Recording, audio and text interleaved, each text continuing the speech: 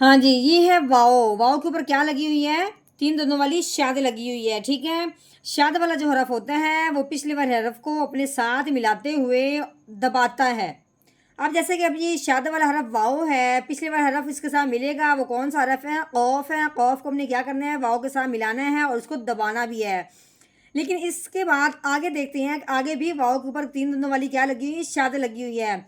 ये भी पिछले वाले हरफ को अपने साथ मिलाएगी। अब वाओ को हमने किसके साथ मिलाना है? ता को। ठीक है, ता को हमने वाओ के साथ मिलाना है, लेकिन यहाँ हमने क्या कहा था कि शाद वाला हरफ दबाते हैं, है तो यहाँ भी शाद, लेकिन यहाँ पे हमने दबाना नहीं है बल्कि साथ साथ हमने गुन्ना करना है। क्यों करना है? कि ता के नीचे आ गई दो ज़ेर, दो ज़बर हों, दो ज़ेर हों या दो पेश हों, उसको तनवीन कहते हैं। तनवीन जब आगे मिल जाए शाद के साथ तो फिर वो गुन्ना ज़रूर होता है। अब हमने क्या करना है? ता को वाओ के साथ मिलाना है और साथ साथ गुन्ना करना है। यहाँ जो शाद वाला हरफ है वो हमने क़ौफ़ को वाओ के साथ मिलाना है तो दबाना है। क्यों? क़ौफ़ के ऊपर सिर्फ एक पेश लगी हुई है। यहाँ क्या है? ता के नीचे दो ज़ेर लगी हुई है, तो हमने क्या करना है? एक की वजह से हमने इसको दबाना है, लेकिन दो की वजह से हमने इसको गुन्ना करना है। तो पढ़ेंगे किस तरीके से? क़ौफ़ वाओ पेश क़ुव। कैसे? क़ुव। वाओ ज़बर वा, क़ुव्वा। इसको हमने दबाया है। आगे देखें, ता वाओ दो ज़ेर त्यूं, क़ुव्वातियूं। वाओ पे होंठ गोल होते हैं तो हमने गुना करते हुए होंठों को गोल करना है। कैसे? क़ुव्वातियूं। नहमदुहु व नसल्ली अला रसूलिहिल करीम अम्मा बाद फ़अऊज़ु बिल्लाहि मिनश शैतानिर रजीम बिस्मिल्लाहिर रहमानिर रहीम। अस्सलामु अलैकुम व रहमतुल्लाहि व बरकातुहू। उम्मीद है आप सब खैरियत से होंगे। इंशाअल्लाह जहाँ होंगे ईमान और सेहत की नेमत से माला माल होंगे। हाँ जी, तो आगाज़ करते हैं हम अपने आज के सबक का दुआओं के साथ। तो चलिए शुरू करते हैं। अल्लाहुम्मा सल्ली अला सय्यिदिना व मौलाना मुहम्मदिन व अला आलि सय्यिदिना व मौलाना मुहम्मदिन व बारिक व सल्लिम। रब्बि इश्रह ली सदरी व यस्सिर ली अमरी वहलुल उक़दतम मिन लिसानी यफ़क़हू क़ौली। Rabbi ज़िदना इल्मा, rabbi ज़िदना इल्मा, rabbi ज़िदना इल्मा। अऊज़ु बिल्लाहि मिनश शैतानिर रजीम। बिस्मिल्लाहिर रहमानिर रहीम। हाँ जी, ये फ़ा है।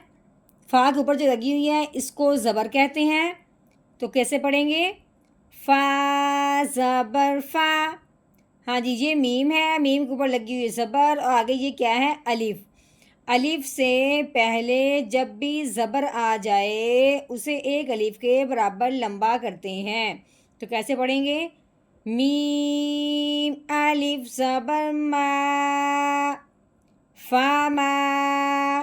आगे ये लाम है, लाम के ऊपर ज़बर लगी हुई है। लाम ज़बर ला, फ़ा मा ला।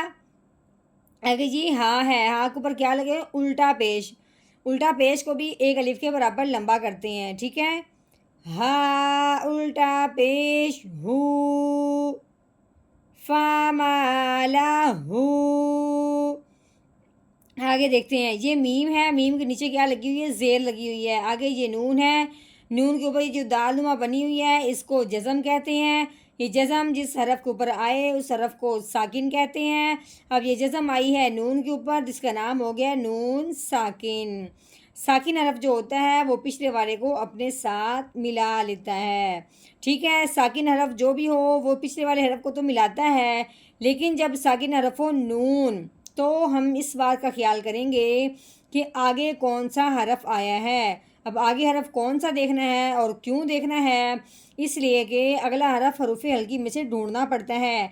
अगर नून साकिन के बाद हरूफ हल्की आ जाए तो नून साकिन पे गुन्ना नहीं करते। अगर नून साकिन के बाद हरूफ हल्की ना आए फिर नून साकिन पे गुन्ना करते हैं।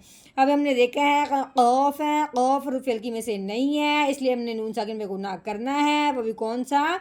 इख्फ़ा का। तो कैसे पढ़ेंगे? मीम नून کیسے؟ میو. ہاں جی آگے دیکھتے ہیں. آگے یہ قوف. قوف کے اوپر کیا لگی ہوئی ہے؟ پیش لگی ہوئی ہے. ٹھیک ہے. آگے دیکھتے ہیں یہ واؤ. واؤ کے اوپر یہ 3 دندوں والی لگی ہوئی ہے. اس کا نام ہے شد.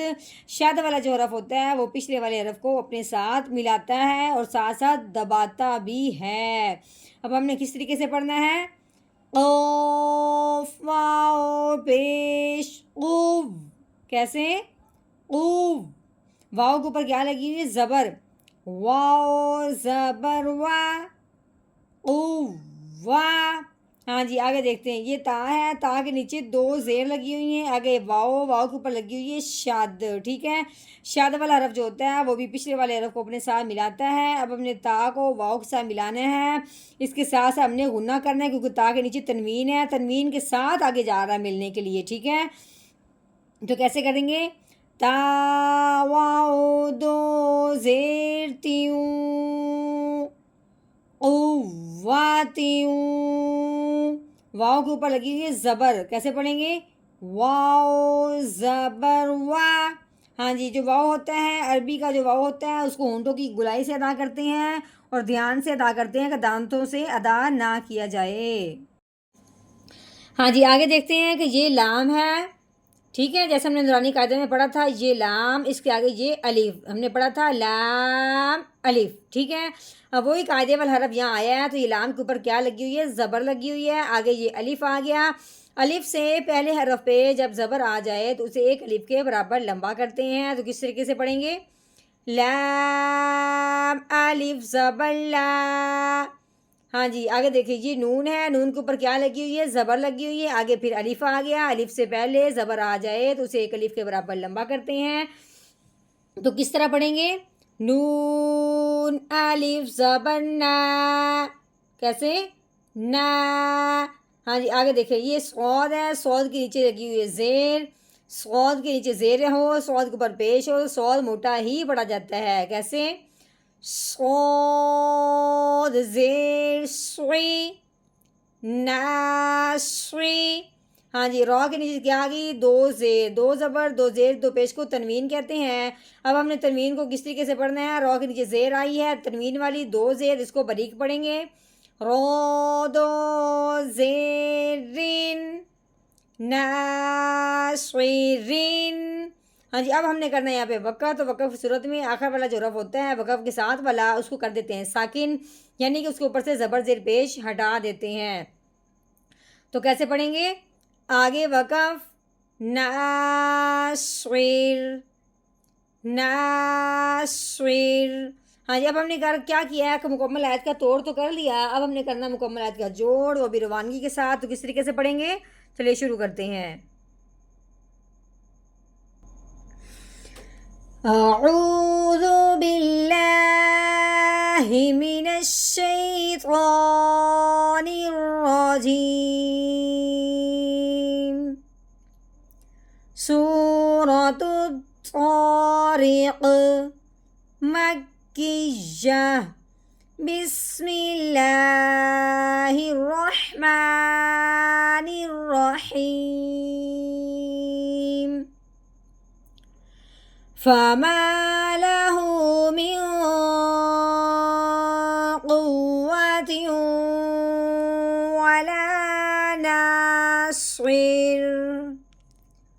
فما له من قوة ولا ناصر.